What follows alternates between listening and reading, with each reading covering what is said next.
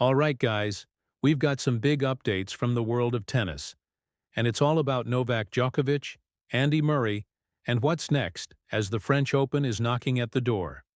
So if you didn't hear already, Djokovic has officially ended his short-lived coaching partnership with Andy Murray. It only lasted 6 months. Yep, 6. But Djokovic says he couldn't get more out of the partnership, and honestly, that's just him keeping it real. He said, and I quote, "We felt like we couldn't get more out of that partnership on the court, and that's all there is to it." Straight to the point. But here's the cool part. There's no bad blood. In fact, Novak had nothing but praise for Andy.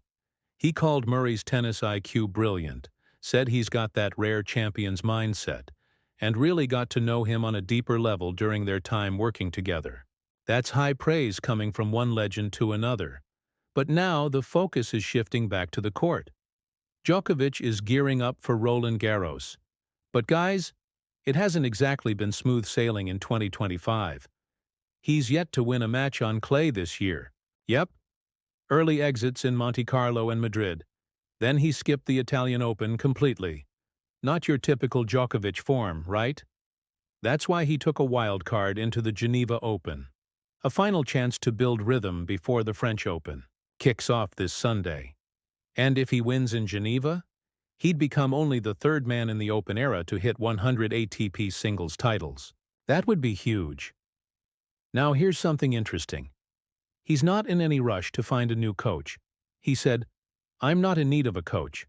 I feel comfortable with the people around me." So for now, it's just him, Dusan Vemic, and analyst Boris Bosniakovic by his side. And yeah, the start of 2025 has been rough. He's lost his first match in 4 of the last 5 tournaments, and remember that Miami final? Beaten by 19-year-old Czech rising star Jakub Mensik. Oof. But Djokovic isn't throwing in the towel. He said, "It's a different chapter of my life. I'm not used to losing like this, but I knew this moment would come."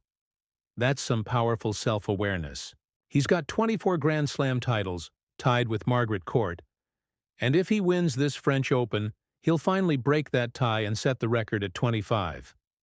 The French is his least dominant slam, but he's won it 3 times before, and he's hungry for more.